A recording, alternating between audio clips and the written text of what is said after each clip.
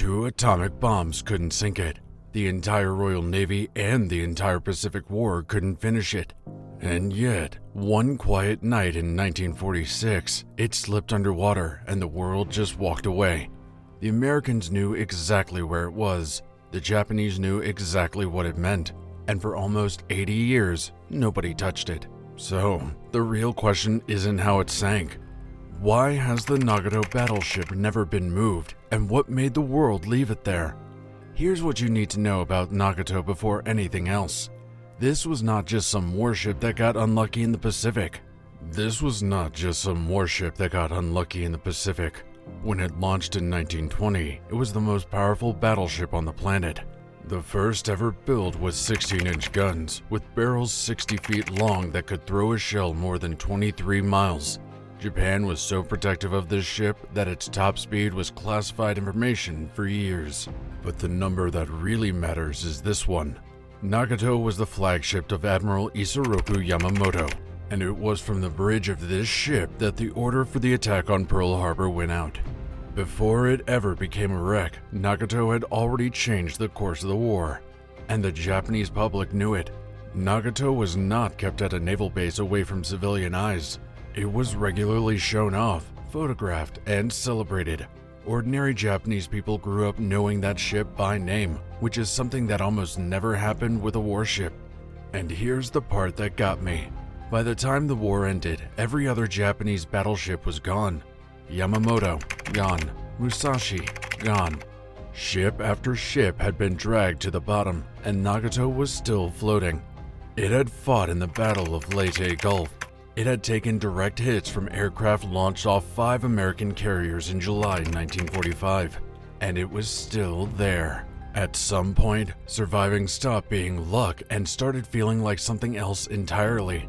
When Japan surrendered, American sailors boarded Nagato before the formal ceremony had even taken place.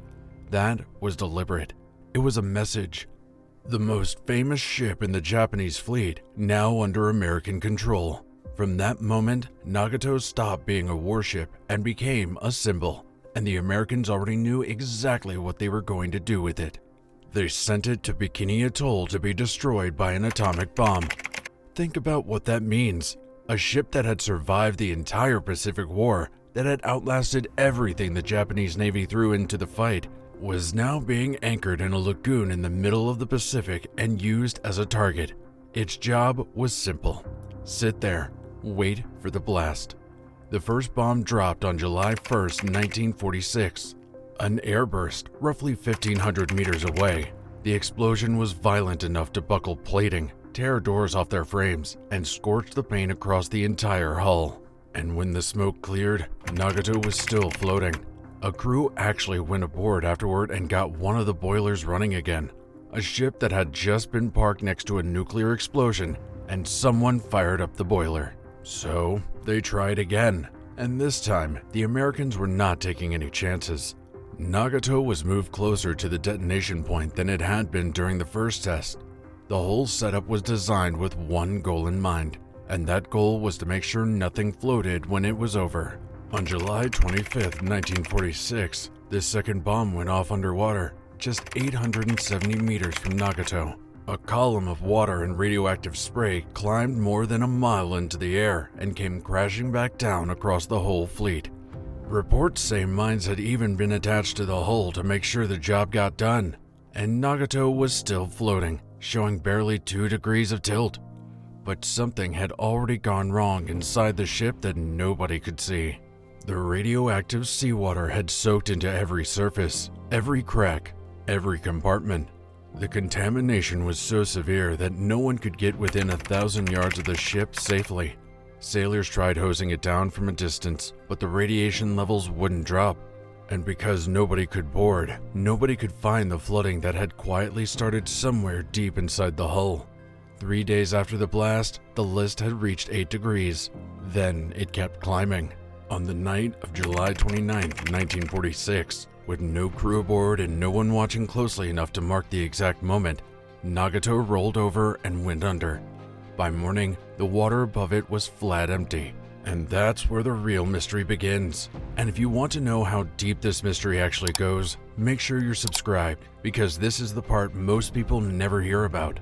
The wreck settled upside down in about 170 feet of water. Deep, but reachable. Divers go there today without much difficulty. So why did nobody come back for it? The answer isn't one thing. There are several things stacking on top of each other, and one is worse than the last. Right after the sinking, the radiation made any close approach genuinely dangerous. Of all the ships used in Operation Crossroads, only 9 were ever successfully decontaminated and sold for scrap. Nagato has never boarded after the Baker test. Nobody inspected the inside. Nobody could measure what the radiation was doing over time. In the late 1940s, nuclear science was still new enough that people closest to it were still learning what it could do to a human body. And nobody wanted to be the test case. Then there was the location.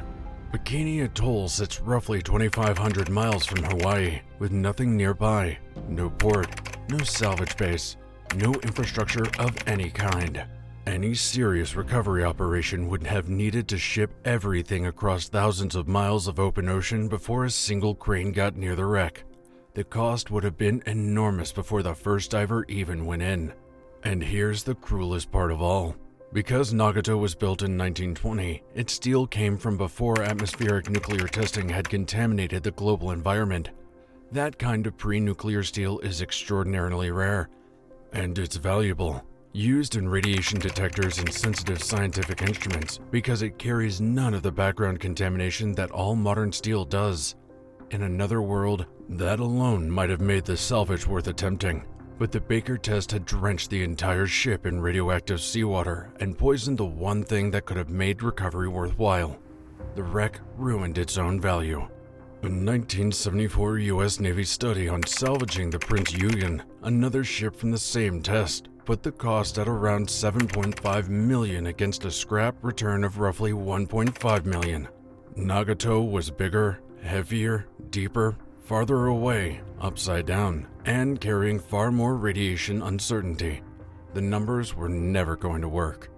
And there was one more thing nobody talks about.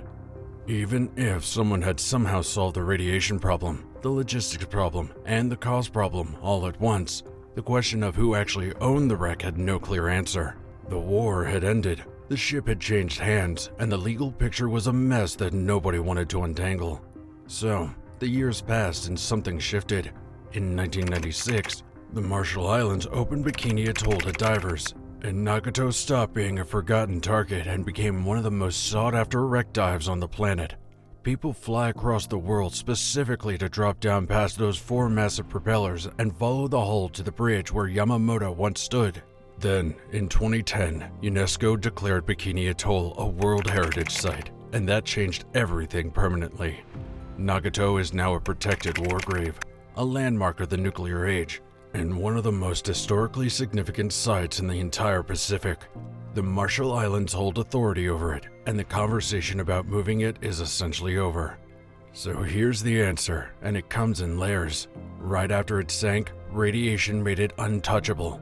After that faded as a practical concern, the distance and cost made recovery pointless. And by the time the world had the means to seriously consider it, Nagato had become too important to disturb. If you want more stories like this one, about ships the world forgot and never came back for, subscribing is the best way to make sure you never miss one.